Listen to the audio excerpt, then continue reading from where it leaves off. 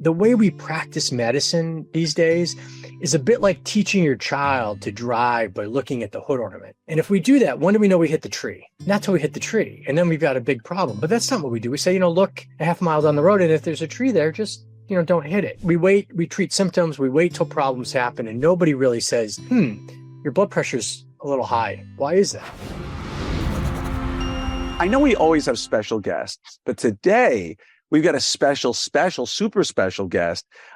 Put your hands together and welcome Dr. Jeffrey Galvin, MD extraordinaire. We're going to talk about some really cool stuff today. So welcome, Jeff. Well, thanks, Glenn. Glad to see you. I'm wondering why you made me sign an NDA before we started. Yeah. Well, for those of you out there, I've got to spill the beans up front here. Jeff and I have been friends for what year was it? Like 1985. I think it's been about 37 years we know each other. To put things in perspective, I went with Jeff to go see Platoon when it was in the theater, brand new. I remember. That's right. We did. Yeah. Oh my gosh, that's right. Yeah, because I remember it was an amazing experience to go with you. For a long story we won't get into here. Yeah. But my point We've known each other for a long time. Yeah, we've known each other for longer than most of my orthodontic friends have been alive. But that being said, the reason I have him on here today is because I didn't just know him as a really measured, great thinker in college, but when we graduated, I went on to dental school, he went on to medical school, and he'll tell you his story in just a minute.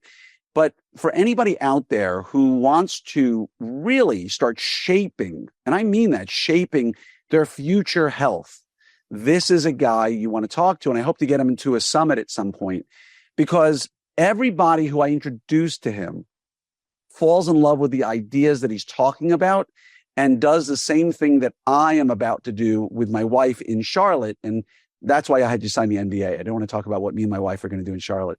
But joking aside, we're going to get into the details of why I'm traveling to Charlotte for my health. And I'm, knock on wood, as far as I know right now, I'm perfectly healthy. And we're going to talk about all these things. So Jeff, let's do what I do with everybody. Let's start. Take a minute or two and tell everybody a little bit about your history and how you ended up where you are right now, if you don't mind. Sure. Well, thanks, Glenn. I think it was a very, very nice intro. Thank you very much. As Glenn said, we went to college together. We were fraternity brothers. We've known each other for a long time. And when Glenn went off to dental school, I went to medical school and ultimately did an emergency medicine residency in Boston, and then spent a few years as a trauma physician in the military. And then when I got out of the military, moved to just outside of Charlotte, North Carolina, and started my sort of peacetime, civilian career. And, part of the line, working crazy, how it is early in your career, you're working tons and tons and you're doing lots. And, I just was doing, I think, what everybody else does. And I was getting unhealthy. I was not feeling good. I had 3 young kids. I would get home. I was exhausted. I didn't know what to do. And then in the course of about a 3-month period, I had 3 guys come in to the ER who had basically sudden cardiac death out in the community, all less than 40, all died of heart attacks, including a guy that I knew whose wife was very good friends with my wife. And I, the guy was fit. He was 39. He was coming from the gym. He was he's pumping gas, dropped dead. And he came in. We ran the code for a long time.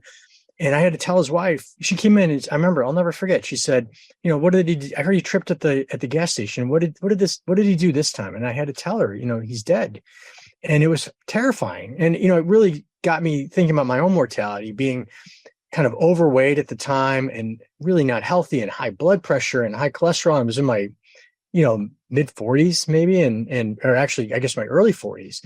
I was overweight. I felt lousy.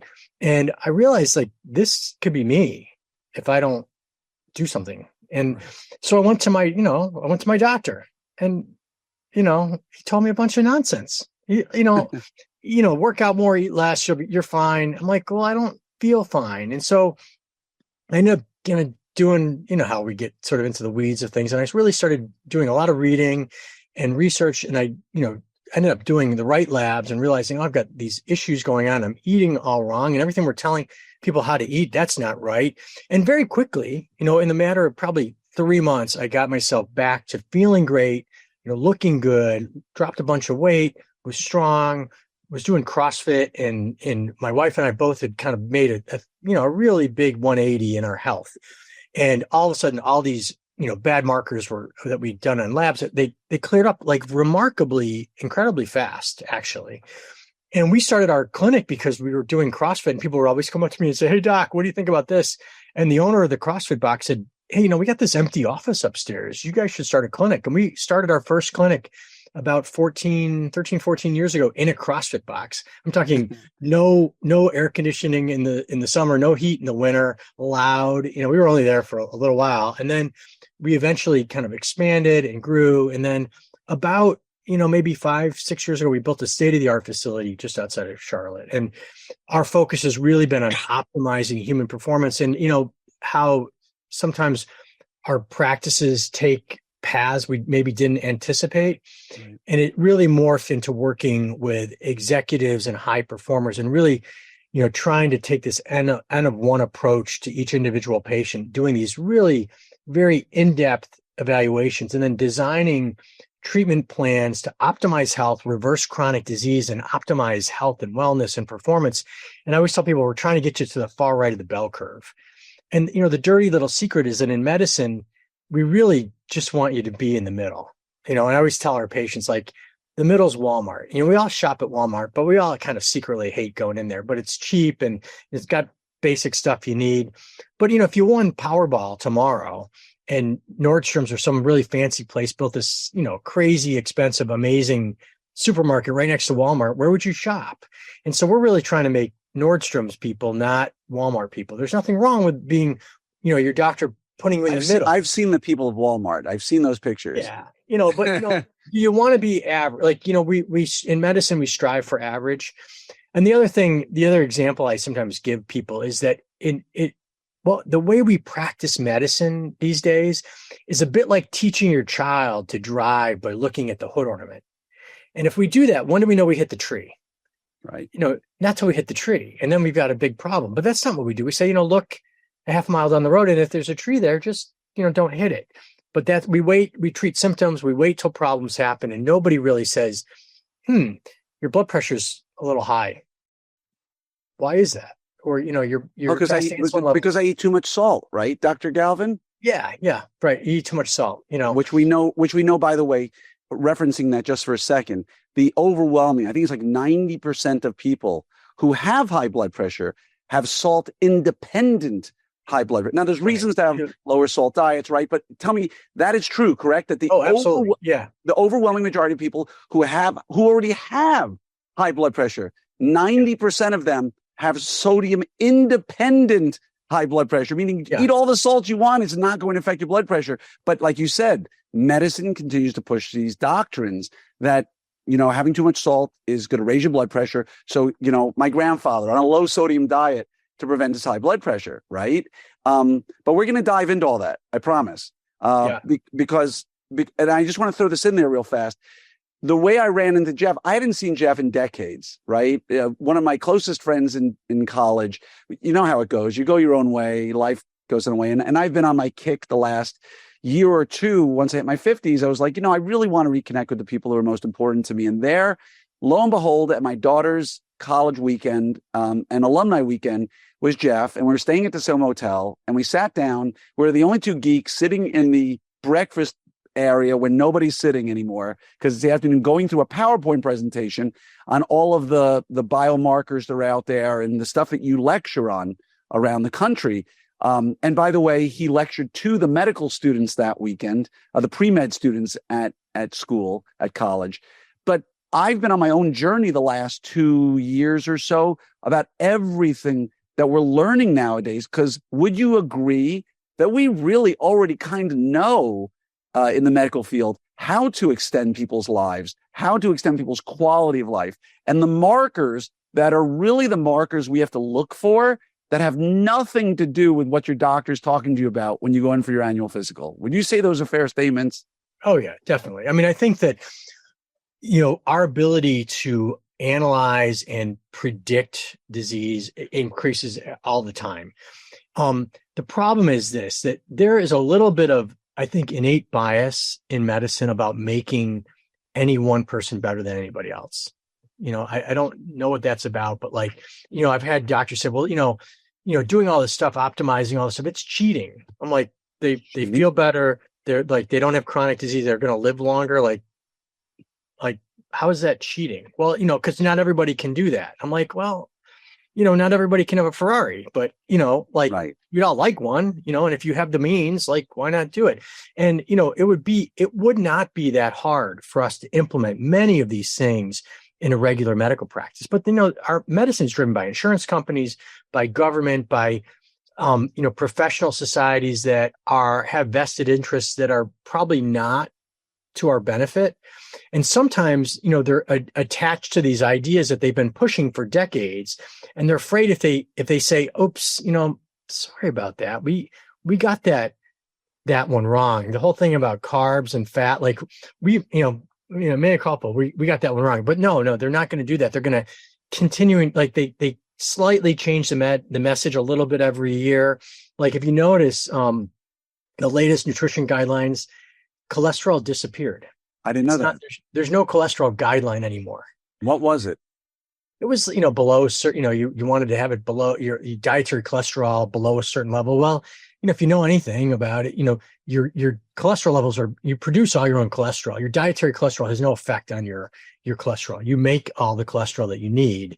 You may metabolize that cholesterol and make new out of it, but so it just quietly like disappeared. And remember, like that was like the biggest thing everybody used to look at labels, like, oh, how much cholesterol does this have? And if you bought total cereal, it reduced, everything was about cholesterol. And so let's go back a little bit, because I know we're going to have a fun time talking here about a lot of things. Let's start here. I'm 55 years old. I work out 6 days a week. I try to eat relatively healthy. I go to my physician, or up until now, we'll talk about what I've changed. I go to my physician, if I'm lucky, once every couple of years. They do a physical. I get a colonoscopy, right, as talked about by all the societies out there. When I go to my physician for my annual physical, you don't know my physician, or the new one is different, but you didn't know my physician. Would you say that, like you already said, is more of a Walmart approach? When I go there, I assume that's of some value, but what we're talking about really needing is a one-off approach. Does that really make that big of a difference, the one-off approach? And if so, how do I maintain that, right? So you could do a full day or a full 2-day physical on me, work through my genetics, work through everything. But how do I maintain that afterwards? So there's a two-part question here. Number one, what is different about what you're doing versus the traditional go see your doctor once a year or once every 2 years, whatever it is? And number two, how does one maintain the value of that after that initial exam? Right. So, I mean, I'm not an orthodontist, but I imagine that, you don't have one treatment plan that you use for every single person that comes in the door. No, I'm imagining that there's, and having I have children two. have I have an A and a B. Yeah. I imagine that they had different, protocols, and so and I can't ask you this question because you're you, and you don't have a 5-minute conversation with anybody because you're so, so friendly. But the average person, he knows me well. Spends about 5 minutes a year with their primary care doctor. Like that's about how much time the average person spends with their doctor. So what can you do in 5 minutes, really? I mean, you can write, it's easy to write a prescription, but can you really get to the root cause of anything? Or prevention. Or prevention, and even the things that we talked about this earlier, the things that we consider prevention, like colonoscopy, it's not prevention, it's early detection. Right. We're not preventing anything by having, colonoscopy doesn't prevent you from getting colon cancer. It just, if you happen to have colon cancer, you get to diagnose it a little bit earlier. And so it's a very, in medicine, we do a lot of things that are symptom based. And we also, take this viewpoint that we don't need to worry about that yet. I've had patients that have come in that we've done evaluations and they're basically diabetic, but their A1C is just pre-diabetic. So their doctors have literally said to them, well, you're pre-diabetic, you should eat a little bit better, but we don't need to worry about it until you become diabetic. And you're like, oh yeah, diabetes, mean the thing that causes cancer and heart disease and strokes and dementia, we should wait till that happens before we address it. Right. And, I'm of a belief that if you look closely, you can detect these things, years, maybe even decades before they become a problem. And if you can identify those things, then you can make those changes. And I'll give you a little military analogy. And, some people may not like this analogy, but I think it's an apt one. If I'm on the 100-yard rifle range and I've got a target 100 yards away from me and I fire my weapon and that bullet travels 99 yards, and let's say that target represents something I don't want, a chronic disease, heart disease, stroke, dementia, cancer. And that bullet is traveled 99 yards to the target. And I decide I don't want to have heart disease. I don't want to develop dementia. What can I do at that point to prevent the bullet from hitting the target? Well, short of God plucking that bullet out of the air, you're going to hit the target and you're going to have to deal with the consequences. Okay. Right. However, if I go to the rifle and I move that rifle 1 degree, just 1 degree, it's imperceptible. You can't even tell with your eye that 1 degree deflection. You know what that translates to on the 100-yard rifle range is a 6-foot miss. So, we can make changes early that have huge, exponentially larger consequences later on if we can identify those things early enough. And you can make very simple changes to lifestyle to make really a huge difference as we age. And the idea is, to have healthy 90 and 100-year-olds. And the fact is, we live in a time that we very well may see in our lifetime technologies that radically extend lifespan. Maybe, technology will come out that get us to live to be 120 and be fit and be mentally with it.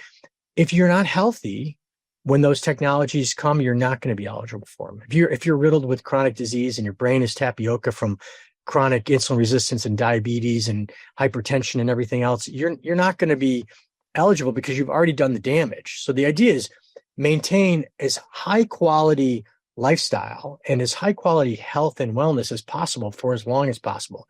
I'm not interested in having fit, buff 90-year-olds who are drooling in a cup because they've got Alzheimer's. Right. Alzheimer's is skyrocketing, absolutely preventable. And not only that, but reversible, especially in the early stages, if you identify it early enough. And so that's what we're pretty passionate about. And, people go to the Mayo around here, they go to Duke Executive Health, and I get patients from there all the time. And they're like, oh, I've gone and done this evaluation. And they go and it's kind of this whirlwind where they, you land at this one really nice office and then they send you off to get your colonoscopy and a stress test. And you see all these doctors. And at the end of the day, they have this pamphlet with everything. And somebody says, oh, everything looks pretty good. Or, you should do this. And they don't really look at it at the level of detail that needs to be looked at, because you're different than me, you're different than the next guy. And the way we have to structure these things is very personalized. And so first of all, we try to give people certainty, clarity, and direction, right? Certainty is sort of doing this advanced testing, advanced lab work, cardiac calcium scans, genetics, epigenetics, neurocognitive testing, body composition scans, baseline workouts, mobility assessments, all these things to get this big can of data, to give us certainty about things. Do you have heart disease? Do you have early Alzheimer's? Do you have prediabetes? Do you have insulin resistance? We can answer those questions absolutely through this testing. Clarity means you're sitting down with me for a couple hours and we're going to go through every one of those things, explain what your results mean and what they mean for you. And that's that clarity piece. And then direction is say, hey, what are we going to do about it? This thing is good. This thing is not so good. This thing is really bad. We need to keep doing these things. We need to change these things up a little bit. And we need to really focus on these things. And so that's that certainty, clarity, and direction that we try to do. But we all, I also spend huge amounts of time with people. And when people come in and especially when they come on as executive patients, they have my cell phone, most of my text conversations and phone conversations are not about their own health because we get them dialed in pretty good. It's all like, hey, did you see this cool article? Or, it's usually, or non-medical stuff. Did you see the game last night? But that's great because they're healthy.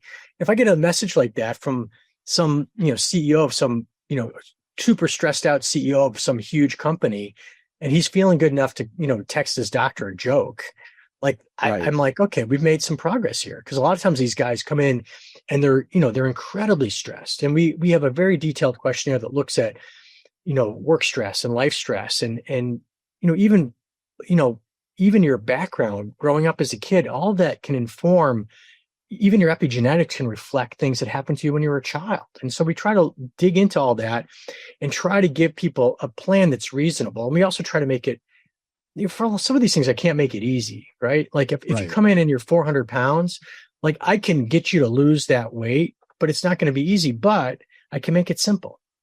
And most of us can do simple, and so we try to, I don't dumb things down, but I try to explain things in a way that's digestible and actionable and people can understand it. Like I understand why I'm doing this. I'm not just doing it because Jeff told me to do this. Right. I'm doing this because he kind of explained it to me and I understand it has, it might be, I know it has something to do with my insulin and I was pre-diabetic, but at least they have some basis in what, and like, we have a lot of, it was interesting when we started, 13, 14 years ago, we, as an ER doctor and I had a lot of skeptic, primary care doctors in the community. And it was a tight knit medical community at the time. It's changed with, corporatization of medicine. It's not quite so tight anymore. But back then, everybody knew everybody. And people were like, what the heck is he doing? And then I started curing their patients of diabetes and these chronic diseases. And after about a year, I started getting different phone calls like, hey, Jeff, I saw Mrs. Smith, like she's lost 50 pounds and she doesn't have a diabetes anymore. And you got her off her blood pressure medicine. I'm not feeling that good. I've got high blood, can I come see you? And so now I've got like a really big population of physicians and dentists and some orthodontists and medical people who come to us because they've seen what we've done for their patients or their peers, Yeah. And the interesting thing is that very often we get people living lifestyles that they're not really allowed to tell their patients, which is insane, right? Right. I do this, but I've got cardiologists who are patients who basically are forced to give these guidelines that they don't believe in. They're not the ones that they follow. They follow the guidelines we follow. But if they don't tell their patients this, they get dinged. Right. Because it's all monitored by the insurance companies and the systems and things like that. So it's a little bit different model. And then the idea is once we get people optimized, we follow them up from time to time. We baseline and then we check again. So we do a baseline workout, baseline DEXA scan. Then a few months later, we come back and do it again. We do baseline labs, and then we follow them up from time to time because if we can't measure it, like it's not real. Right. Like, you can come and spend a bunch of money and time and effort and all this stuff. And, some people in their mind, because I did this, I feel better. No, we have to measure it and make sure, and we have to continue measuring it. And one of the things we use is like epigenetics, which is a measure of gene expression. And we can tell you how quickly you're aging. And very often what we find is that we do that test initially and 6 months later, when they come back, their pace of aging has slowed. Their biologic age has dropped.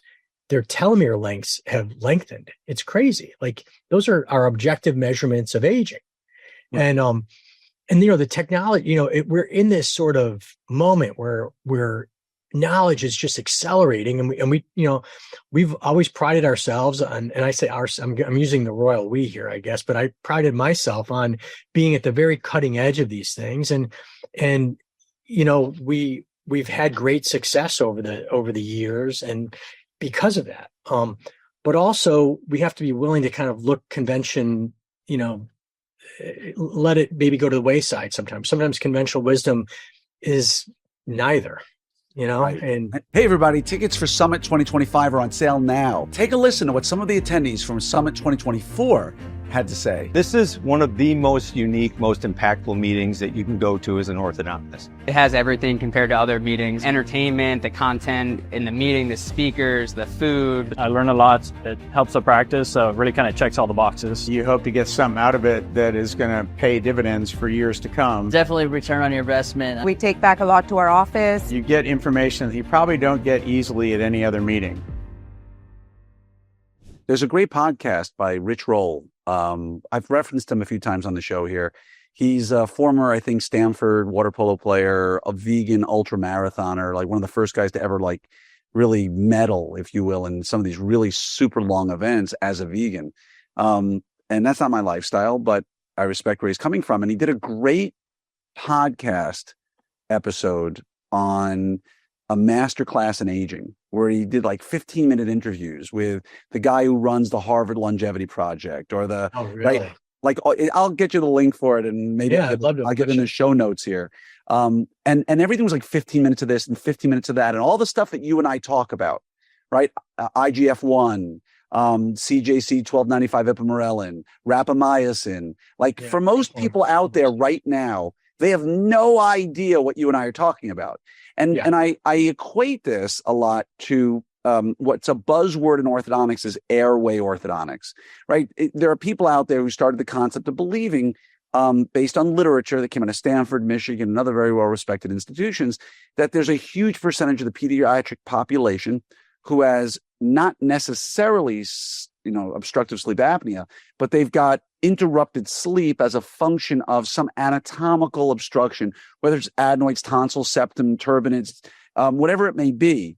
And that we as orthodontists, as gatekeepers, should look in and see what's going on. We often take a CBCT with very low radiation and have a view that nobody else has. Well, like everything else, there are people who are pioneers who push this out there and talk about it and cite the literature. And then there are people who take that literature, make a left turn at Crazyville, and give the rest of the field a very bad name. Yes. Because I went to here at in Dallas, I went to Medical City with my ENT, and we did a full grand rounds lit review for pediatricians, and they'd never heard of any of this stuff, right? This is literature out of Stanford, out of Sleep Magazine, Journal Sleep, like mainstream articles that they'd never heard of. Like they didn't even know that these things existed. And we did a full lit review showing them why they needed to ask certain questions, why they needed to implement a certain questionnaire that was recommended out of Michigan on 2 occasions as being secondly, it says equal as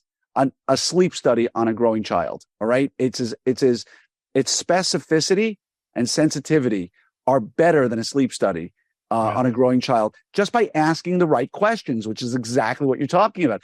But yet there's both pushback from the establishment. Wait a minute, we're orthodontists, we shouldn't be doing this. And there's, this isn't my thing. I don't want to get into this. I'm happy doing straightening teeth. I don't need to ask these questions. I'll let my ENT do that. And just like for you with the longevity, with the fitness, with the health, it's almost incomprehensible to you that you can help people as a physician and you wouldn't do it. Right. Mm-hmm. And so I completely know where you're coming from on this. And I want to hit you with a couple of questions here, because we've talked about a lot of really 30,000 foot stuff of, we can help people do this. We can, prevent this. We can help with aging. But let's talk a little bit about real life, boots on the ground, so to speak. Sure. So someone comes into you, they're pre-diabetic, right? They're on the whole pathway towards, and I'm going to ask you to define things. They're on their way to metabolic disease. Right. And I'm going to ask you in a moment just to explain to people what metabolic disease is. Right. Let's define it first, what that is. And then number 2, what are some of the modalities at your disposal now that makes you different than my physician who says, Glenn, your A1C1 is close. What is it, like 6.3? Is that the cutoff? 5.3? 5.6. 5.6. I knew it was somewhere in it. So 5.6 is normal. 5.7 is abnormal. Right. 5.7 is pre-diabetic, right? Right. Yeah. And then that goes to like 6.3. Or so, and then 6.4, and then 6.5 is diabetes by definition. Right. And so, Glenn, you're like at 5.6, 5.7. You're not pre-diabetic really, but you're getting close. Watch what you eat, stay away from sugary foods, try to exercise more. And then let's see what you look like in another year and a half or 2 years, or whatever the number is, which is exactly what you and I are talking about not being the right approach. Right. A, what is metabolic disease? And B, give me an example, if you don't mind, of how you can treat it differently in your approach. Right. But I just spoke about this in Denver a couple of weeks ago. And, there's this thing called metabolic syndrome. And so metabolic syndrome, is, this constellation of basically 5 things, and they're all related to being resistant to insulin. And when we talk about insulin resistance, let me explain what that means. Insulin is a storage hormone, right? And so insulin was, back in the day when we were like hunter-gatherers, and we couldn't store food, we couldn't, we just were on the verge of starvation all the time. If we didn't kill an animal, like we might die if we didn't have some, we couldn't, if we didn't kill an animal for a few days, we were always on the verge of starvation. So God in his wisdom gave us this hormone called insulin. And so if you're a hunter-gatherer and you're wandering around and you happen to, stumble upon a field of berries, you don't eat one berry. You can't transport them. You can't store them. They're going to go bad. You eat all the berries. So we would gorge ourselves. We get this big rush of carbohydrates, right? And we're basically talking about glucose, which is this like little tiny molecule, right? So if I load up with carbohydrates and I don't do anything with that, glucose is going to be circling around the bloodstream. It's a real teeny tiny molecule. And what will happen is the kidneys will filter that molecule out and will pee it out. And so that's energy though. And if we're on the verge of starvation, peeing out energy is not a great survival strategy. So God in his wisdom gave us this hormone. And so our blood sugar goes up, we release insulin, and insulin tells the cells, hey, grab those little tiny glucose particles out of the bloodstream and pull them inside. Okay. Now, if we're starving, if we're hungry, we're going to convert that glucose typically to glycogen and store it near the mitochondria to use as fuel. But let's say that we happen to just have killed an animal and we gorged ourselves. So now we've got this sort of excess. What do we do with it? Well, if our glycogen stores are full in the cell, insulin mediates this process where we convert glucose to glyceride, and glyceride is sort of a fat, right? And what happens is we take 3 of those glyceride molecules and we tie them together and we push them out into the circulation again. Now, 3 glycerides is a triglyceride. And from your doctor, you go and get your cholesterol checked. That's one of the things. Now, triglycerides are a big molecule. Guess what? They're too big to get filtered by the kidney. So they bypass the kidney. They end up in the liver. They get wrapped up in a cholesterol molecule and transported. And I'll use a visual aid here. Hold on. And they get transported to and for those of you who are listening and not watching, he just grabbed a giant sponge. Yeah. So this is a fake 10 pounds of fat. So this 10 pounds of fat is what that triglyceride gets stored as. So this is 10 pounds of fat, which is 10 pounds of triglycerides, which is 10 pounds of glucose, which is 10 pounds of energy. So it's a big battery. So now when we don't kill that animal for a couple of days, we've got some body fat that keeps us alive. So works great, and unfortunately, we went from being hunter-gatherers to, modern humans in 20, 30,000 years, but it takes 100,000 plus years for us to change our genes. So we still behave genetically the same way when we get exposed to these high levels of carbohydrates. But now we've got a McDonald's on every corner, a Starbucks on every corner, and we're getting loaded with these highly processed carbohydrates. And if you take a piece of whole wheat bread and you chew it up and you spit it on a glucose test strip, the strip will turn black. That's how quickly the glucose gets released when we have a processed food like a bread or something like that. So we're constantly raising our blood sugar levels. We're constantly releasing insulin and we're storing fat. And that's why we keep getting fatter and fatter and everything else. The problem is that if we keep doing that, if we have to release this much insulin for this much glucose over time, if we're constantly bombarding the system, we get insulin resistance. And we've got to release more and more and more insulin. Okay. And so we start having high levels of insulin. Now, insulin in high levels is not a good thing at all. It's inflammatory. It causes inflammation in the blood vessels, which causes our blood pressure to go up. It's going to cause lipid abnormalities. It's going to cause our triglycerides to go up. It's going to lower our good cholesterol, our HDL. It's going to cause our waist to expand because we're going to be storing all this extra fat, extra sugar as fat, and especially visceral fat that's inside around the abdomen, around the organs. And eventually we'll get to a point where we can't compensate anymore and our blood sugars will start going up. And so metabolic syndrome is this advanced form of prediabetes, and it's got 5 criteria. And now you'll understand what the 5 criteria. Number 1, high triglycerides. We know why that is. Number 2, low HDL. Number 3, a slight elevation of blood pressure. A blood pressure above 135 over 85 gets you a point. Number 4, a waist size at the largest spot above 40 inches for men or 35 inches for female. And number 5, a fasting blood sugar above 100. If you have 3 of those criteria, you meet the criteria for metabolic syndrome. If you have metabolic syndrome, your cardiovascular risk goes up 60 or 70%. Your cancer risk doubles. Your risk of developing type 2 diabetes is 30% a year. And I cannot tell you how many people come in here with relatively normal looking labs. Oh, your triglycerides are up a little bit, your HDL, you should exercise some more. And they meet that metabolic syndrome criteria. And we look at their fasting insulin level, which their doctors never do. And you realize they're actually early diabetes. Even though their A1C is 5.6, their fasting insulin level is skyrocketed. It should be 6 and it's 20. That's early diabetes. I don't care like if it doesn't meet the criteria. That's in my mind diabetes. And we use all kinds of tools to sort of monitor, like this, a continuous glucose monitor. I used one of those. Which one is that? This is the new one. This is the Libre 3. So it's, I don't know if the old ones were kind of big and yeah, the one I had looked like you took a furniture moving pad and slapped. Yeah, it. this is like a brand new one. So this is like, it's about the size of a dime and it's real small. And the other nice thing is that the old one you had to scan with your phone. Yeah, it was so difficult to put my phone under my arm. And this is continuous. So it's great. They just came out. As a matter of fact, we just found out about them when we were at this conference in Denver, and we've got some of the first ones that and they work well. And so oftentimes what we do is we bring people in, like if they're coming from out of town, we'll call these in for them. And I say, put that thing on. It's real easy to put on and just wear it for the week before you come in here. And then, we implement things and we kind of teach them what to do. And then the difference between the first week when they were just doing whatever and the second week is striking. As a matter of fact, I had a patient today that flew in from Vegas, was here last week. We put the monitor on him when he was here and he wore the monitor all last week and his numbers were like this, and he started our nutrition protocol yesterday, and around noon and his numbers were like, and about noon yesterday, they went straight line for the last 24 hours. He's like, this is crazy. I'm like, yeah, like this is data we can get. It's there. And we started using glucose monitors a couple of years ago for my benefit. I wanted to know what was happening. We very quickly found it was a huge benefit for our patients because they changed behavior.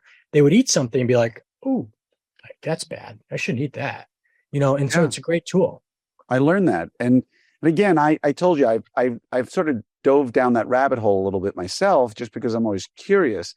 And using a continuous glucose monitor, people look at me, why are you doing that? Well, I wanted to learn more about what was working and what wasn't working in my life. I wanted to know where my fasting or resting sugar was. What does it look like in that pre-dawn, that pre-waking sort of spike you get, or that everybody's supposed to get before they wake up? And it was interesting to see what was going on. And more importantly, after I ate something that caused the spike, how long before it went down, right? Yeah. And what did different foods do to that? Did a cupcake treat it differently than a loaf of bread, right? It was really interesting to watch. And after about 4 weeks, I'd had enough of being this thing stuck in my arm that was like, I'd have put tape on it to keep it on. And I was like, I'm done. These are better. They're small. Like, I've run mud runs with them on before. I don't do anything with our patients. I don't try myself. And so I'm like, how tough are these things? And so there was a period of time where I was like doing all this crazy stuff, wearing one to see if it would mess it up and put the covers on them.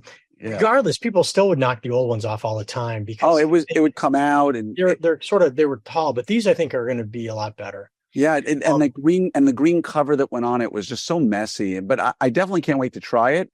My question for you is, okay, someone's pre-diabetic, we put them on a different nutritional plan, right? I first started learning about those kinds of plans years ago with Michel Montagnac, who most people have not heard of. He was a French diet guy from the 60s and 70s who ultimately went a little too commercial, but he really started speaking a great deal back in the 70s about glycemic indices and how some carbs were good and some carbs were bad, and how raw carrots versus cooked carrots created totally different glycemic indices. So I read all of his books back in the 80s and wanted to learn more about it back then to see what was, or his like 1986 or so, I think was his first book.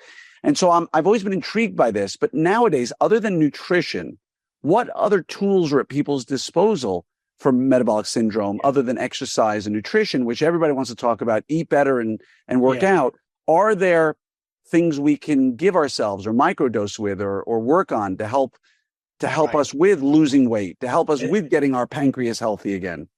And there are. And by the way, that I'm throwing a softball question because he and I have talked about this and what he's about to talk about. I'm just going to warn everybody because it could appear like what we're about to get into is extremism, but it's not. Just as he said earlier, think about the biohacking that's available today and what we know. So when we start talking about what he's going to start talking about, which we didn't plan, but I know where we're headed, I want you to keep an open mind about the fact about why this could change your life. And so, sorry, Jeff, I wanted to jump in here and just say that. So I think that we always look at everything through sort of 5 areas, 5 pillars of health: nutrition, fitness, sleep, stress, hormones. And, you can make a huge change in any one of those areas and really not see any functional change at all.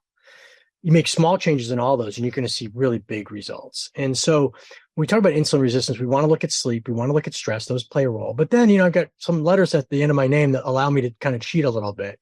And so, there are medications we can use, things like metformin, which have been studied as anti-aging agents. They improve insulin sensitivity. In my emergency medicine career, if you came in as a new onset diabetic, I would never prescribe insulin because I am never going to see you again. If I give you something that's going to lower your blood sugar and you take your insulin and you get in your car and you kill somebody, it's my fault. So we use metformin as a first line drug because it makes your insulin sensitivity better. So if we've got that mismatch, it lowers your insulin level and kind of helps get your blood sugar under control under your own steam. And it doesn't make you hypoglycemic, so I'm not going to kill you accidentally.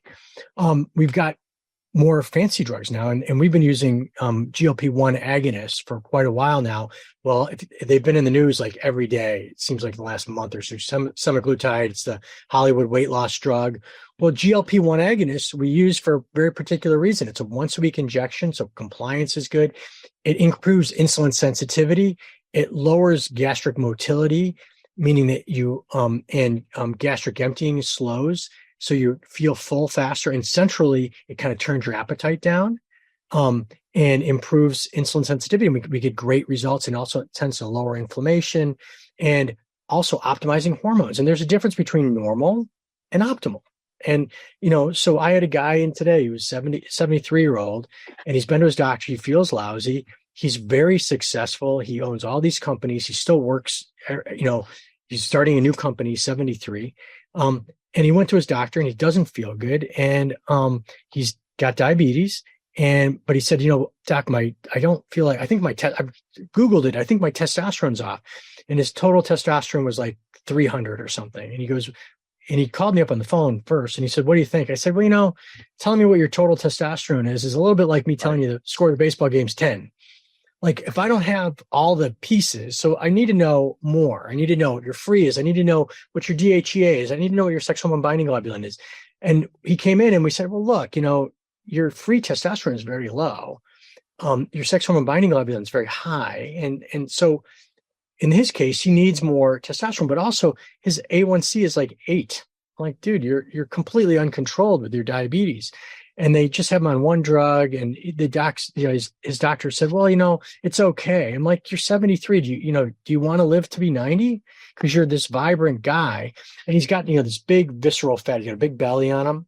And like, to me, that's a guy who's got metabolic problems, and but his fasting insulin level was 33. So it's high. That means his pancreas still works. So we can fix that. Like, that's a guy we can literally fix. But we'll use all these different tools. We're going to put a monitor on him. We're going to use the nutritional things. We're going to use some of these things like optimizing his testosterone, but we're also going to look at his growth hormone. And you talked about, ipamorelin and CJC. Those are secretagogues that make us release growth hormone more. So we want to optimize all these different hormones. Thyroid, we need to look at testosterone, estrogen, progesterone in women, but also estrogen in men. I think a lot of people have probably heard people getting testosterone replacement and they need to take an estrogen blocker. If your doctor is giving you an estrogen blocker, you need to run away. Yeah, you were going to drop an F-bomb there, weren't you? I saw the lips start to purse. Estrogen is a potent protector of the heart against heart disease, of the brain against dementia, the bones against osteoporosis. Women die of heart disease at the same rate that men do, but they do not develop heart disease until when? They hit menopause, when they lose estrogen. And in men, there's plenty of studies that show if you lower their estrogen levels, they die of heart attacks. So the idea of giving men estrogen blockers is insane. And so how do you raise estrogen levels in men? you optimize their testosterone, Right. because it'll aromatize to estrogen. And so my normal for estrogen for men is like, 60, 80, something like that. And people are like, oh, I'm going to grow boobs. No, you're not. You know what your estrogen levels was when you were 17? It was about 150 because you had so much testosterone. Right. Did you have boobs when you were 17? I mean, Yeah. so, But I just want to hit that for a second, because again, I'm 55. You're a year or two older than I am, right? Yeah, 56. Yeah. So I was young when I went to college, folks. That's just the reason I know he's a year older. And so in full disclosure, and I've got no problems saying what I'm about to say. So I'm 53 years old, 54 years old, somewhere around there. And I feel great, but I notice I'm gaining belly fat, right? Not massive amounts, but for the first time in my life, I just can't lose weight. I can run, I can bike, I can row, I can lift, I can do everything right. I can eat right. And if I eat crystal clear, perfect diet, 6 to 8 weeks later, it just starts coming off of me, right? And it's an age thing. I notice a difference. So I speak to my friends, and what do they all say? You need testosterone. Everybody, right? You need testosterone. So you know this story. I've already told this to you, but I'm telling them. So what do? I go to a local T clinic, which they draw my blood and instantly tell me I need testosterone, right? And we're going to start giving you shots once a week. And by the way, here's the side effects. And it comes like from a commercial, right? Like all the things that can happen if you start getting testosterone. Don't mind that I don't have any of the sexual side effects that one typically might have with low testosterone, but we're going to give it to you anyway. And I'm like, whoa, whoa, whoa, whoa, whoa. So a good friend of mine has a friend who's going into that space, whatever you want to call that space. And I go to see him, and he says, well, I do love testosterone for you, but I wouldn't give you shots. I would give you pellets. I said, okay. Usually we implant them and they stay there, and every whatever number of months you come back and get more, and it's steady release. And I'm still sitting here going, why am I getting testosterone? Like, why are you giving me testosterone? My levels are low-ish, but I have high energy. I'm able to, go through. I'm not a low energy guy. I don't have any of the other signs or symptoms of low T. And so, nobody's really looked at me at that point. And I go into an office, third office, and the guy says to me, the doctor's talking about T, but he leaves the room, and the PA says to me, you know what? If I were you, I wouldn't be thinking about testosterone. Number one, once you go on it at your age, you're on it for the rest of your life. It's exogenous. And if you take it and you come off of it, you could drop. I said, okay, I didn't know that. But he said, moreover, he goes, there's other things you can take that might be able to help you in other ways, like the CJC epimorelin, right? Like that are secretagogues that help your own body produce stuff. And so in full disclosure, about 8 weeks ago, I started on that regimen of microdosing. I use a diabetic needle every night, 5 nights out of 7, to give just a little injection. And as I told you the other day when I texted you, can't say I've seen a huge difference. The only difference I've seen so far, because I've been told it takes 3 to 6 months to really see a difference. But 2 things. One, we're flying blind because the doctor who did it for me never checked my IGF-1. So we really don't know whether I need it and what its effect has been. But number 2, the only thing I've noticed that's been really different is that for the first probably 2 to 3 weeks, when I did it, I'd fall asleep. I'd wake up 4.5 hours later with more energy than I knew what to do with. Like I woke up, I'd sleep 4.5 or 5 hours and be up at 3:30 or 4 in the morning and like complete energy for the rest of the day. I've never had so much energy in my life. So something tells me that in fact it is doing something when I take it. But my point in all of this, what I'm trying to get to is, number one, it goes to show you how little so many doctors know when it comes to this. Even quote unquote the smart doctors, they're just ready. When you're a hammer, everything looks like a nail. I do testosterone for everybody. You're going to get testosterone. And number 2, there are things out there that we can get on or that we can use, as you said, to optimize. But what I'm failing to see in my life is that nobody ever tested me. And it wasn't Jeff who got me on this. It was a local doctor who I was talking to. But once I go see you, I can't wait to optimize. That we need to maintain a knowledge base on what these things are doing to us along the way. But these are not steroids. These are not going to kill us. We're not going to get cancer from these things. They're going to help us. But it really, do you think there's a stigma there about people saying, well, I don't want to stick myself with a needle? What good is that going to do for me? I think so. I also think this idea of like, once you get on it, you never get off. I think that if you do it correctly, you're only going to, our levels only drop as we age, right? And we get men of all ages that come in, and, sometimes I'll get a young guy. I had a guy a couple weeks ago, he's like 22. He's got all the symptoms of low T, and we check his levels, and, they're like 100, and his free is like 3. And, by the way, so, it's considered normal, and I put that in air quotes, as what? Well, I mean, it depends on the age, but like certainly like a normal total testosterone for a 20-year-old should be, 400 plus, maybe 500, really probably in the 800s, but regardless. And I'm looking at him, and we did some other labs and identified that it was not coming from the pituitary. He wasn't some kind of like brain tumor or something like that. And I finally said to him, I said, well, when did you do the steroids? He's like, I don't do steroids. I'm like, dude, I'm not the police. I'm not here to judge you. Well, I just did it one time. And so what he did was he did anabolic steroids, and he did such a huge dose that he shut his system down. And for that kid, all we had to do was basically restart the system. And so there's a way of doing that. And we gave him the appropriate medicines to kind of turn his system back on. And 4 weeks later, his levels were normal. He won't need any more therapy until he's, 45 or so. Right. So, and we often like look at those levels, like at our age. I mean, like, you're not going to suddenly start making a lot of testosterone. Like, you just aren't. Now that doesn't mean that some guys don't, but probably not. But if you're younger, sometimes we'll use other things that stimulate your own production, or we may do it hand in hand. We may give a little bit of testosterone along with some of these other medications that stimulate your own production.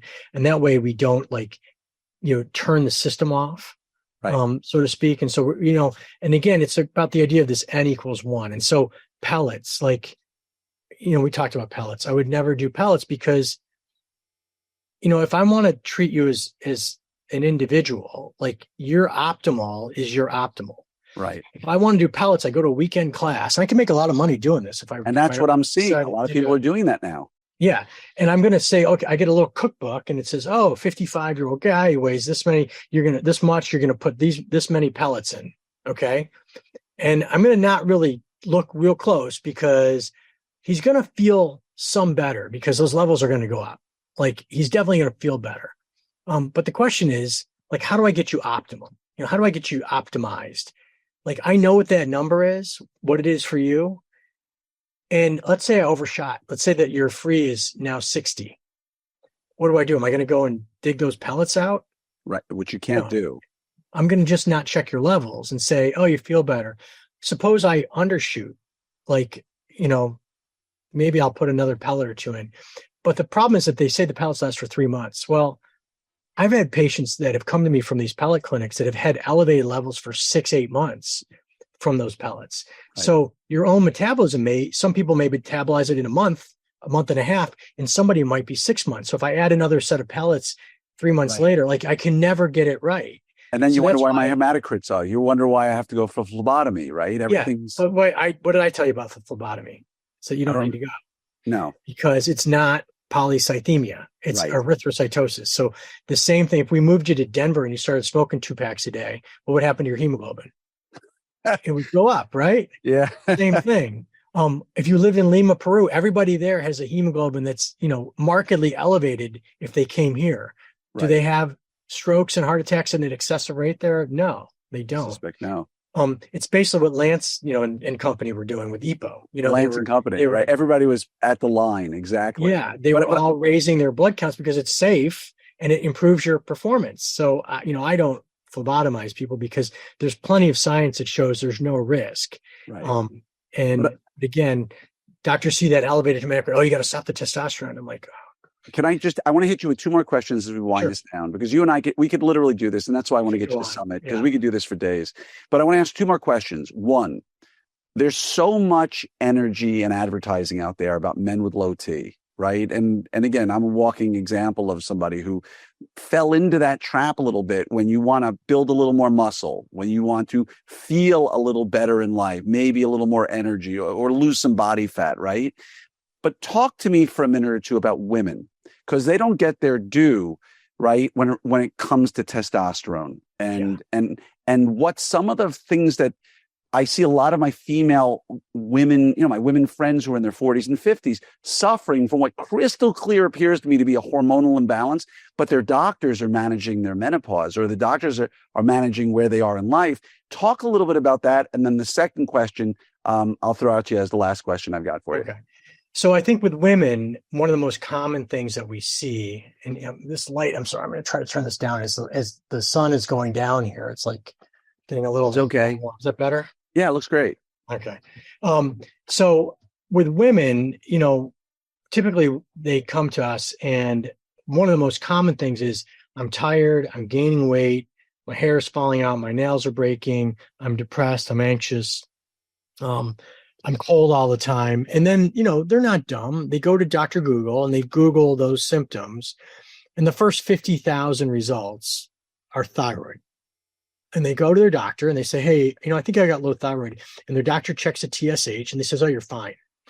And they don't listen to the fact that, this person took time out of their day to come see you because they got a problem. And you're like, your levels are fine. I've got women who've gone to their doctor 5 different times and gotten that same answer. And they come to us and we look a little closer, and it turns out that they I'm just 90% of the time, if a woman comes to me and says, I think I'm hypothyroid, they're correct.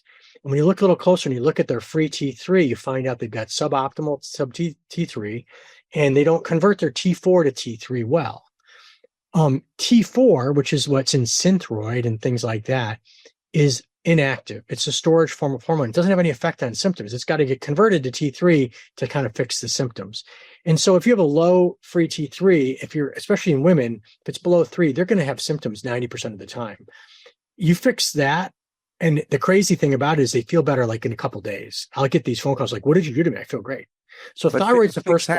How do you fix that if they're not converting? You've got to give them T3. So we often use a combination medicine, or if they're already on thyroid medicine, we add some T3. We get their free T3 where it needs to be, and it has a huge effect. Testosterone is another one. And, I lecture a lot, and one of the lectures I give is about testosterone. And there's a slide in there that says, what large swollen organ does testosterone have the biggest effect on? The next slide is a brain, not a penis, because the biggest effect of testosterone is on the brain in both men and women. Drive, motivation, memory, focus, cognitive function is all enhanced. Secondarily, body composition, ability to lose body fat, gain lean mass, which is really important. And thirdly, sort of sexual function. But really, it's about the brain. And so women need testosterone just like men need estrogen, just not in the quantities the other sex needs. And so with women, we want to get those levels also to like an optimal range. And we typically use topical testosterone to get those levels appropriate for women. We don't use a lot of injected testosterone. I've got women that come to me that get pellets that got testosterone, estrogen, progesterone, and it makes no sense. Because again, if you follow the science, like why would I always tell our patients when we talk about menopause, like there are benefits for you and there are benefits for me. And I don't know if you can see, like in the corner, I've got this little 7-menopausal dwarves poster, and they're like itchy, bitchy, scratchy, psycho, sweaty, and the women all laugh because they've got those symptoms. And I said, that's kind of what you want to get rid of. I said, for me as your doctor, what I want to do is avoid heart disease, dementia, and osteoporosis. The mortality rate of a hip fracture at 75 is about 40% at 1 year. Wow. It's not because hip fractures are all that dangerous, but you'll lose your independence and people get the dwindles. And I'm sure we all know somebody in our lives that was doing well, they fell, broke their hip, and they're dead within a year. So how do we prevent hip fractures in 75-year-olds? We start worrying about it when they're 40 and 50. But if you look at the literature, the benefits, the heart benefits, the brain benefits are really from oral estradiol. So you don't get it with topicals. You don't get it with pellets. So why would I give a medicine that has this ability to kind of help prevent heart disease and things like that in a form that doesn't cause that effect? Progesterone orally has a huge side effect that everyone hates. It makes you sleep like a baby. And only 95% of my female patients don't sleep well. So if you understand the science, you can provide both symptom relief and we can optimize. Again, we're always trying to optimize, and that's true prevention. If we can prevent that heart disease from happening, that's actual prevention, not screening for that colon cancer that might already be there. Right. And so we look at men and women, similarly, but they're very, very different, obviously. Right. But sort of those same hormone, a lot of the same hormones are overlap for men and women. There are some special things. We see thyroid disease in men as well, but by far, probably 80% of the time, it's females who are symptomatic with it. Right. And that's why so you really, that's why I asked. So we really want to ask, we've got to ask those questions. And the other thing is we have to sort of listen to people. Like, I think, when someone comes in here, and a lot of times, they're not coming from across the street, they're coming from California or some, far away place. They took all the time to come here. Like, they've got real concerns, and I've got to take that seriously. If it's important to them, it's got to be important to me. And the other thing is that if you've got a real concern, it's grounded in reality. There's something going on. You just have to sort of figure out. Sometimes it's maybe not what people think it is. We find it's actually something else, but it's something. Yeah. And my father, who was a dentist for 50 years, told me, always listen to the patient. They know there's something going on. Oh, yeah. He always said, don't take an x-ray, see nothing, and go, well, everything's fine. Because they came to you saying, something's going on, doc. And the good docs slow down and take a look at it like you do. So my last question for you, my last broad question, relates to rapamycin. And from a very, very simple answer, again, the stuff we're talking about here, the overwhelming majority of people have never heard of. Whether it's IGF-1 or CJC, like any of these things we're talking about, even testosterone, they may have known somebody who went to a clinic and got some shots for a couple of months, but they don't really understand it. Rapamycin blew my mind when I heard about it. What can you tell me about rapamycin? Is the lore of rapamycin true? What they're saying they're thinking it does? So, I think, just to backtrack just a second. So, when people come in and we do these evaluations and we get them optimized. And then after we get them optimized, then we try to biohack the heck out of them. Right. And so once we get people kind of dialed in, we start talking about things like growth hormone or secretagogues like CJC and ipamorelin or other ones. And then we start talking about rapamycin. So rapamycin is a fascinating molecule. It was discovered on Easter Island, Rapa Nui. So it got its name from there. It was discovered to be one of the most potent antifungal agents ever found. And this company was trying to develop a drug out of it. The company went out of business and they sent out this memo that said, destroy all the samples.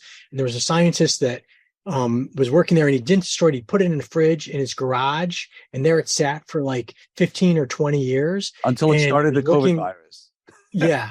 He was working at another company and they sort of said, hey, does anybody have any pet projects that they're interested in? We're willing to fund these projects. He goes, I got this soil in my freezer. And they took it out and they discovered that it's a really good immune modulator. And it has an effect on apoptosis, or the ability to clean out old degraded cells. Senescent cells, right? It's an immune mediator. And so it's used as an anti-rejection drug. Well, it turns out that there were some studies done in mice, and these mice were exposed to really a small amount of rapamycin, and they had incredible longevity enhancement.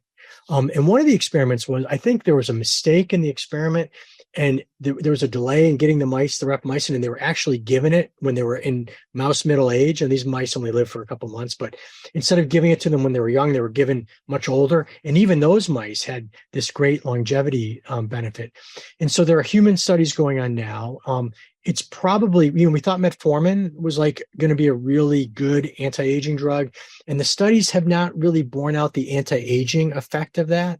But the studies and the preliminary data for rapamycin is very good. And so I have a lot of patients on it. I take it myself.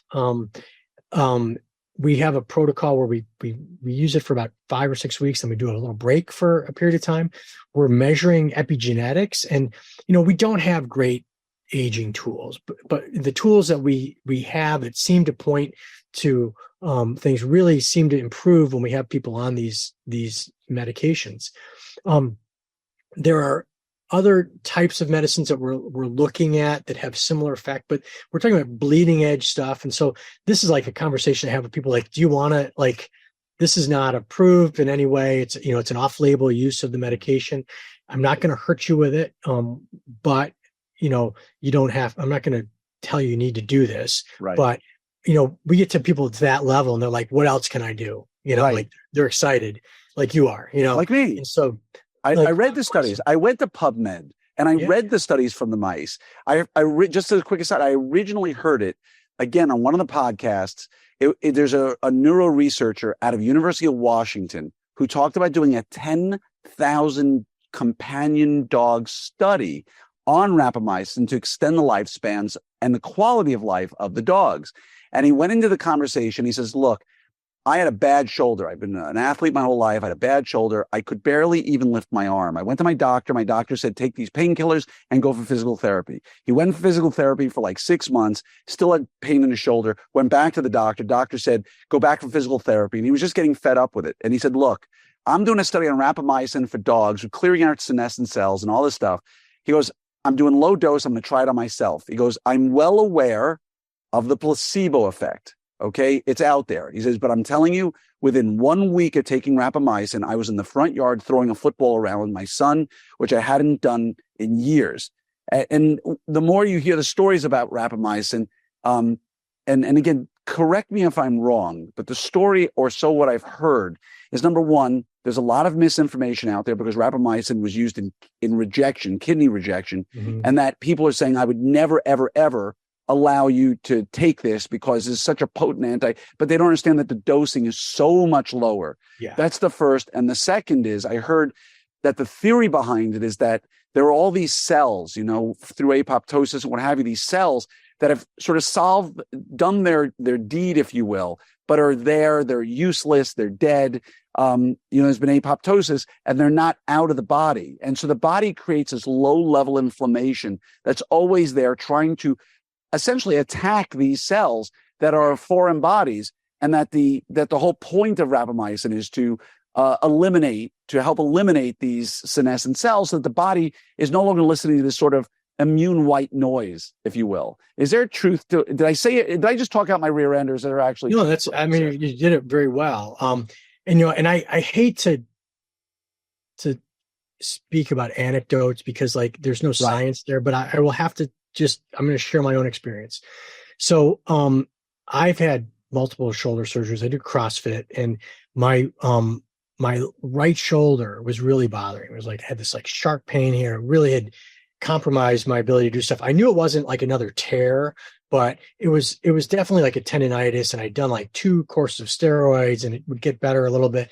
And it had been going on literally for about 10 months. And I was like, do I need to go and like see one of my ortho colleagues and get an injection, or maybe think about doing stem cells or something, take it to the next level. And that was in the back of my head. And then we decided, we read all these studies on rapamycin and said, I think it's reasonable.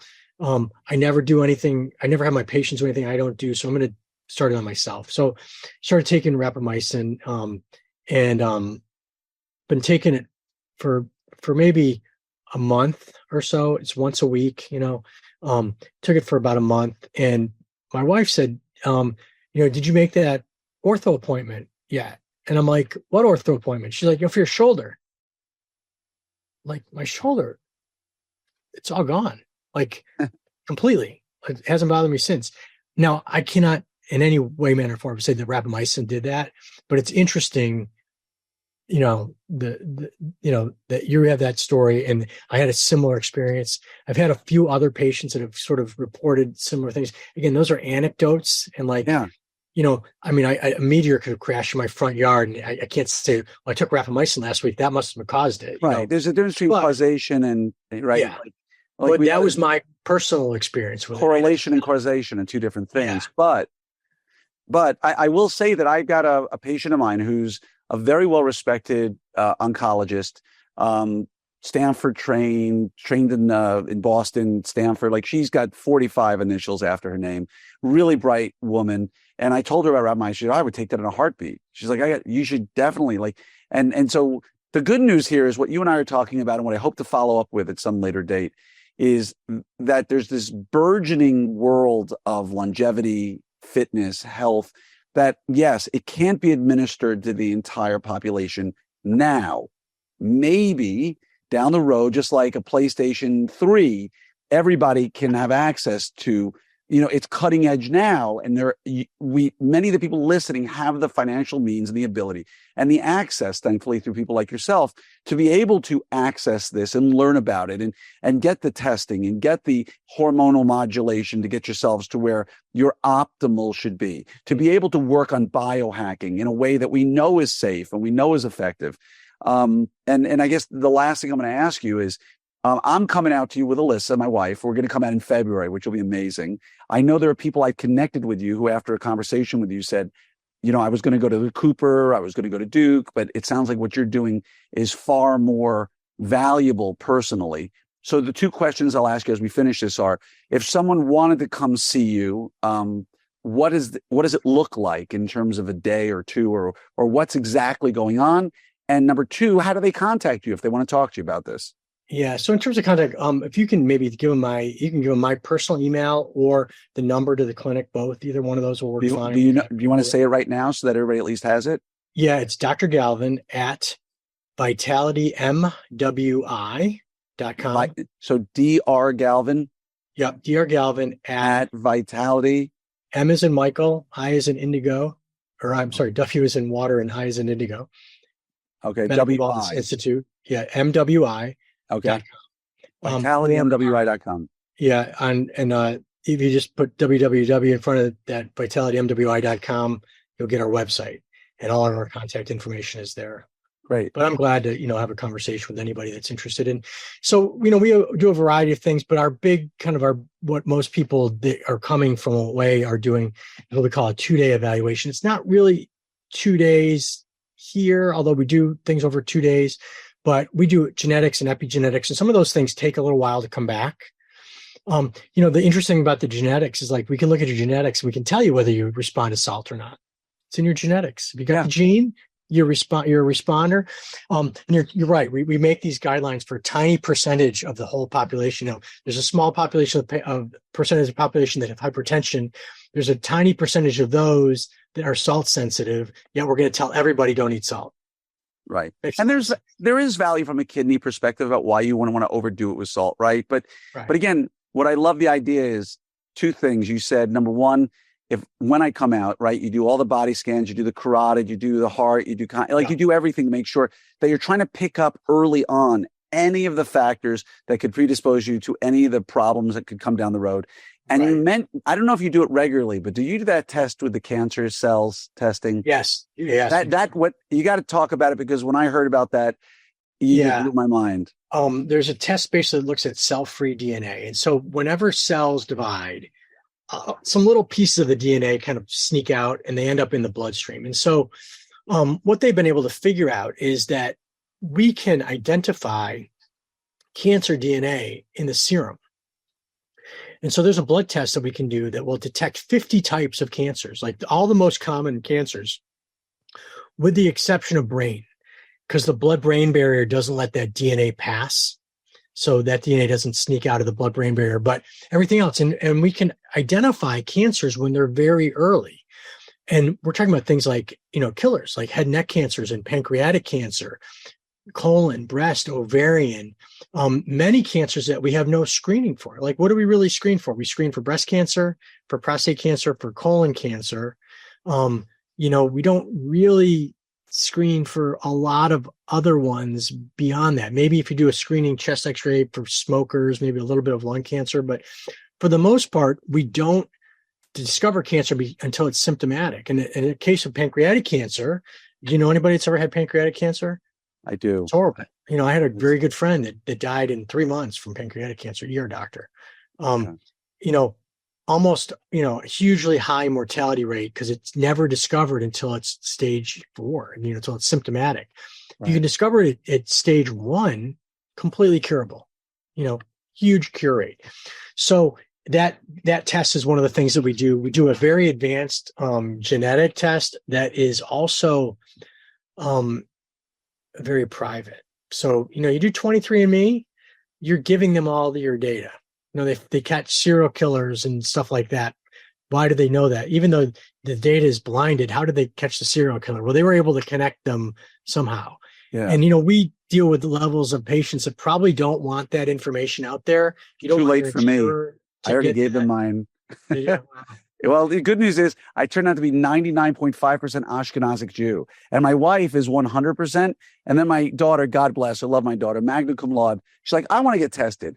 I'm like, are you out of your mind? Your mother's 100% Ashkenaz.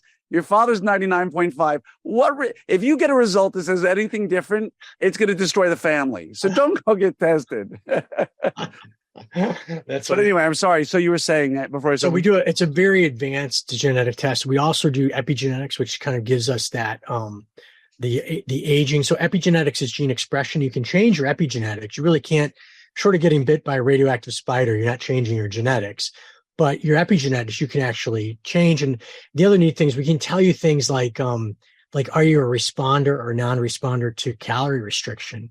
I can tell you from looking at how much you smoke, if you smoke, how much you drink, if you drink. It's crazy. Like some of the things we can get from the epigenetic testing. And whether or not, I suspect, whether or not a keto diet really makes a difference for you, or a vegetarian diet, which right now is all the rage. Yeah, we can try to figure out, and we get, we do a very advanced panel of labs, stuff that your doctor probably would never do. We do, a lot of fitness testing. We do a baseline workout one day. The next day we do a VO2 max test where we put you on the bike and we figure out what your maximum aerobic capacity is, which lets us figure out your heart rate zones. And a lot of times we work with people like to hack their exercise, like doing zone 2 training, for example, is something that we do a lot of. Well, you need to know what your zone 2 is. And so we can figure that out. We do a pretty intensive neurocognitive test where we look and we can pick up cognitive decline very early. And like I said, if we can identify it early, we can reverse it. We do body composition. We have a DEXA scanner. We look at bone density, body composition. We do a mobility assessment. We do photographs, measurements. The list goes on and on. It's a pretty full couple days when you're here.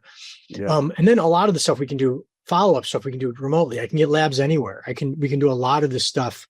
You don't need to come back, 5 times a year. Like people to come back if they can at least once, right, if possible. But we can manage things remotely. And just like we're talking, we're states apart, and it's like you're in the room with me. And do concierge medicine from afar, because as you said, 99% of what you're solving, if you can't solve it over Zoom, the person needs to go to the hospital. Yeah. And also, we tend to get people so healthy, they don't really get sick. Hey, I've got a sinus infection, or hey, yeah, I mean, like a little I traveled to India and I got sick. Yeah. I mean, like we rarely run into big problems because we generally get people pretty healthy. Yeah. And that's why I said, I'm sure the Cooper Clinic, which is world famous for this sort of stuff, is great. But in all honesty, to tell everybody, literally on the end of my block, not the end of my street, but my particular block that ends at a red light 200 yards away, that's the Cooper Clinic. And my wife and I are flying to Charlotte to see you, just because your knowledge and personalized way of looking at things. And that, to be crystal clear, I have no financial interest whatsoever with anything to do with you or Vitality. And just because we're fraternity buddies, I would not be sending people to you just for that reason. But when we sat and went through the science together, and I'd already been diving down this rabbit hole, and then I started talking to you and you just took it to the next level. This is what I believe modern day medicine should be.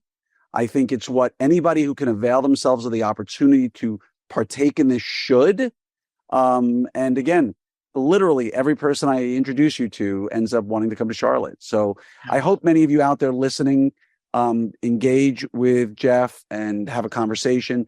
And even if he's not the right fit for you, for whatever reason you choose you're not coming to Charlotte, the goal is for you to come away more knowledgeable about what the opportunities are, what the hoaxes are, and how to help yourself get to be the best version of you. That's what I'm really doing here. And my hope is to get you to Summit so you can talk a little bit more about the things that people can implement day to day and understand better. And so, love to. So thank you from the bottom of my heart, Jeff, for doing this. Really appreciate it. And And again, anybody wants to get a hold of him, it's Dr. Galvin at vitalitymwi.com. That's correct. Wow. My cognitive function is bad. not in, unless you send me to the supermarket to get something, then I won't. Yeah, that's right. Yeah, I exactly. don't want to, but thanks, Jeff. I really appreciate you. And hopefully people will learn more. Melissa, it was my pleasure. Great talking to you, Glenn, as always. Yes, sir. And just as I always tell people, stay healthy. All right. Thanks All for right, having me. thanks.